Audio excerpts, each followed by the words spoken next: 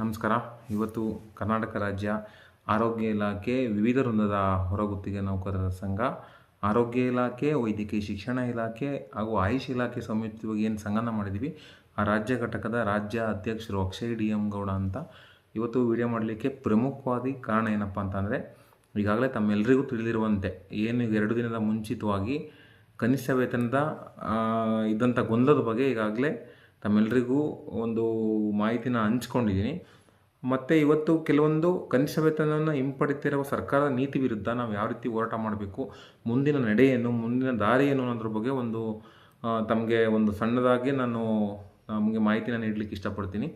ಇವಾಗ ಏನು ಕನಿಷ್ಠ ವೇತನವನ್ನು ವಾಪಸ್ ಪಡೆದಿದ್ದಾರೆ ಅಂತ ಈಗಾಗಲೇ ಹರಿದಾಡ್ತಿದೆ. ಬಟ್ ಇನ್ನೂ ಅಧಿಕೃತವಾಗಿ ಇದಕ್ಕೆ ಸರ್ಕಾರ ಯಾವುದೇ ರೀತಿ ಪ್ರತಿಕ್ರಿಯೆಯನ್ನು ನೀಡಿಲ್ಲ, ಮತ್ತು ಕಾರ್ಮಿಕ ಇಲಾಖೆ ಪ್ರತಿಕ್ರಿಯೆ ನೀಡಿಲ್ಲ, ಮತ್ತು ನ್ಯಾಯಾಂಗ ವ್ಯವಸ್ಥೆ ಅಂದರೆ ಏನು ಕೋರ್ಟ್ಗಳು ಇದಕ್ಕೆ ಯಾವುದೇ ರೀತಿ ತಡೆಯಾಜ್ಞೆಗಳನ್ನ ನೀಡಿಲ್ಲ.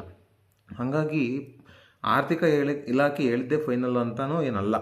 ಅವರೇನಂತ ಹೇಳಿದ್ದಾರೆ, ಇಷ್ಟು ಹೊರೆ ಆಗುತ್ತೆ, ಇಷ್ಟು ಕೋಟಿ ಇವರಿಗೆ ನಾವು ಕನಿಷ್ಠ ವೇತನ, ನೂತನ ಕನಿಷ್ಠ ವೇತನನ ಕೊಡೋದಾದರೆ ಇಷ್ಟು ಕೋಟಿ ಹೊರೆ ಆಗುತ್ತೆ, ಇಷ್ಟು ಕೋಟಿ ಹಣ ನಮ್ಮಲ್ಲಿ ಮೀಸಲಿಲ್ಲ, ಈ ಸಾಲಿನ ಅವಧಿಗೆ ಬಜೆಟ್ನಲ್ಲಿ ನಮಗೆ ಮೀಸಲಿಟ್ಟಿಲ್ಲ, ಹಂಗಾಗಿ ನಾವು ಕೊಡ್ಲಿಕ್ಕೆ ಬರಲ್ಲ ಅಂತ ಅವರು ತಮ್ಮ ಅಭಿಪ್ರಾಯನ ವ್ಯಕ್ತಪಡಿಸಿದ್ದಾರೆ. ಅದು ತಪ್ಪು ಅಂತ ನಾವು ಹೇಳಲಿಕ್ಕಾಗಲ್ಲ, ಏಕೆಂದರೆ ಇರೋ ವಾಸ್ತವ ಸ್ಥಿತಿನ ಅವರು ವಿವರಿಸಿ ಹೇಳಿದ್ದಾರೆ. ಬಟ್ ಅದಕ್ಕೆ ಸರ್ಕಾರ ಯಾವ ರೀತಿ ನಿಲುವು ತಗೊಳುತ್ತೆ, ಸಂಪುಟ ಸಭೆ ಇದೆ ಈಗ 12ಕ್ಕೆ, 13ರಿಂದ ಅಧಿವೇಶನ ಆರಂಭ ಆಗ್ತಾಯಿದೆ, ಅಲ್ಲಿ ಸರ್ಕಾರ ಯಾವ ರೀತಿ ನಿರ್ಧಾರ ತಗೊಳುತ್ತೆ ಅನ್ನೋದ್ರ ಮೇಲೆ ಡಿಪೆಂಡ್ ಆಗುತ್ತೆ. ಆದರೆ ಈಗಾಗಲೇ ನಿಮಗೆ ಎಲ್ರಿಗೂ ತಿಳಿದಿರಂಗೆ ಈಗಾಗಲೇ ಹಲವಾರು ಸಂಘಟನೆಗಳು ಹೋರಾಟ ಮಾಡ್ಕೊಂಡು ಬರ್ತಾ ಇದ್ದಾರೆ. ಮತ್ತು ಏನು ಮುಂದಕ್ಕೂ ಹೋರಾಟ ಮಾಡಲಿಕ್ಕೆ ಈಗಾಗಲೇ ಕೆಲವೊಂದು ಸಂಘಟನೆಗಳು ದಿನಾಂಕನ ಸೂಚಿಸಿದ್ದಾರೆ. ಬಟ್ ನಾನು ಹೇಳೋಂಥದ್ದು, ಎಲ್ರಿಗೂ ಮನವಿ ಮಾಡೋ ಅಂಥದ್ದು ಏನಪ್ಪ ಅಂತಂದರೆ, 12ಕ್ಕೆ ಏನು ಸಂಪುಟ ಸಭೆ ಇರೋದ್ರಿಂದ ಅವತ್ತು ಏನು ಚರ್ಚೆ ಆಗುತ್ತೆ, ಮತ್ತು ಅಧಿವೇಶನ ಸ್ಟಾರ್ಟ್ ಆದಾಗ ಅಲ್ಲೇನು ಚರ್ಚೆ ಆಗುತ್ತೆ ಅನ್ನೋದು ನೋಡೋಣ. ಅಲ್ಲಿ ನೋಡಿ ನಾವು ಮುಂದಿನ ನಿರ್ಧಾರಗಳನ್ನ ಕೈಗೊಳ್ಳಬೇಕಾಗತ್ತೆ. ಏಕೆಂದರೆ ನಾವು ಏಕಾಏಕಿ ಹೋರಾಟ ಮಾಡಿದ್ರೆ, ಯಾಕೆಂದರೆ ಸರ್ಕಾರ ಇದಕ್ಕೆ ಏನು ಸ್ಪಷ್ಟತೆ ಕೊಡುತ್ತೆ, ಯಾವ ರೀತಿ ಇದನ್ನು ಸಮರ್ಥನೆ ಮಾಡ್ಕೊಳ್ಳುತ್ತೋ, ಅಥವಾ ಮುಂದೆ ಕನಿಷ್ಠ ವೇತನದ ಆಗಿರೋದ್ರ ಪರವಾಗಿ ನಿಂತು ಬಜೆಟ್ ಹೊಂದಿಸ್ಕೊಡೋವಂಥ ಕೆಲಸ ಮಾಡುತ್ತೋ, ಇದೆಲ್ಲ ನೋಡಬೇಕಾಗಿದೆ. ಹಂಗೆ ತಾಳ್ಮೆ ಇರಬೇಕು. ತಾಳ್ಮೆ ವಹಿಸಿ ಮುಂದಿನ ದಿನಗಳು ಉಗ್ರವಾದ ಹೋರಾಟನ ಎಲ್ಲ ಸಂಘಟನೆಗಳನ್ನ ಬೆಂಬಲ ತಗೊಂಡು ಒಂದು ಹೋರಾಟ ಮಾಡೋಣ. ಇಲ್ಲಿ ಆ ಸಂಘಟನೆ ಈ ಸಂಘಟನೆ ಅನ್ನೋದು ಬೇಡ. ಈಗ ರಾಜಕೀಯ ಮಾಡೋ ಅಂಥ ಅವಶ್ಯಕತೆ ಇಲ್ಲ.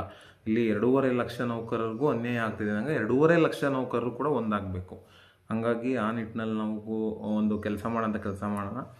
ಮುಂದಿನ ದಿನಗಳಲ್ಲಿ ಸರ್ವ ಸಂಘಗಳ ಸಭೆನ ಕರೆದು ಅಂತಿಮವಾಗಿ ಏನು ಮಾಡ್ಬೋದು, ಯಾವ ರೀತಿ ಇದಕ್ಕೆ ಹೋರಾಟನ ರೂಪುರೇಷೆ ಮಾಡ್ಕೋಬೋದು ಅನ್ನೋದನ್ನ ಒಂದು ಸಿದ್ಧತೆ ಮಾಡ್ಕೊಳ್ಳೋಣ. ಇದು ಒಂದು ಭಾಗ. ಆದರೆ ಮತ್ತೊಂದು ಭಾಗ ಕಾನೂನು ಹೋರಾಟ ಯಾವ ರೀತಿ ಅಂದರೆ, ಎಲ್ಲ ಸಂಘಟನೆಗಳು ಒಂದಾಗಿ ಈಗೇನು ಆರ್ಥಿಕ ಇಲಾಖೆ ಒಂದು ಅಧಿಸೂಚನೆ ಮತ್ತು ಅಧಿಕೃತ ಜ್ಞಾಪನ ಮತ್ತು ಸುತ್ತೋಲೆನ ಹೊರಡಿಸಿದೆ, ಅದ್ರ ವಿರುದ್ಧವಾಗಿ ನಾವು ರಿಟ್ ಅರ್ಜಿ ಹಾಕೋಂಥದ್ದು ಹೈಕೋರ್ಟ್ನಲ್ಲಿ. ಈ ಥರ ಎಲ್ಲ ಅವಕಾಶಗಳಿದ್ದಾವೆ. ಯಾರು ಕೂಡ ನೌಕರರು ಅದಕ್ಕೆ ತಲೆ ಕೆಡಿಸ್ಕೊಳ್ಳೋದು ಬೇಡ. ಈಗಾಗಲೇ ನಾನು ಸುಮಾರು ಗ್ರೂಪ್ಗಳಲ್ಲಿ ಇದನ್ನು ಗಮನಿಸ್ತಾ ಇದ್ದೆ. ಅಲ್ಲಿ ಏನಪ್ಪ ಅಂತ ಅಂದರೆ, ಕನಿಷ್ಠ ವೇತನ ವಾಪಸ್ ಪಡೆದಿದ್ದೀವಿ ಅಂತ ಎಲ್ಲ ಹಾಕ್ತಾಯಿದ್ದಾರೆ. ಅದಕ್ಕೆ ಯಾರೇನು ತಲೆ ಕೆಡಿಸ್ಕೊಳ್ಳೋ ಅವಶ್ಯಕತೆ ಇಲ್ಲ. ಮುಂದೆ ಹೋರಾಟ ಇದ್ದೇ ಇರುತ್ತೆ. ಕಾನೂನಾತ್ಮಕ ಹೋರಾಟ ಮಾಡೋಣ. ಏಕೆಂದರೆ ಅದು ಗೆಜೆಟೆಡ್ ನೋಟಿಫಿಕೇಷನ್ ಆಗಿರೋದ್ರಿಂದ ಎಲ್ಲ ಇಲಾಖೆಗಳಲ್ಲಿ ಈಗಾಗಲೇ ಕೆಲವು ಜಿಲ್ಲೆಗಳಲ್ಲಿ ಹಾಕಿರೋದ್ರಿಂದ ಅದನ್ನು ಅಷ್ಟು ಸುಲಭವಾಗಿ ವಾಪಸ್ ಪಡೀಲಿಕ್ಕೆ ನಾವು ಬಿಡೋದಂತೂ ಬೇಡ. ಏಕೆಂದರೆ ಇದು ಬಹು ದಿನಗಳ ನೌಕರರ ಕನಸು. ಕಾರ್ಮಿಕ ವಲಯಕ್ಕೆ ಇದೊಂದು ಸಂತೋಷವಾದ ವಿಚಾರ ಆಗಿತ್ತು. ಬಟ್ ಅದು ಅರ್ಧ ದಿನಕ್ಕೇ ನಿಂತ್ಕೋತಿರೋದು, ಆಸೆ ತೋರಿಸಿ ಮೋಸ ಮಾಡ್ತಾರೆ ಅಂತಾರಲ್ಲ, ಆ ರೀತಿ ಆಗ್ತಿರೋದು ನಿಜಕ್ಕೂ ಇದು ನಿರಾಶಾದಾಯಕವಾಗಿದೆ.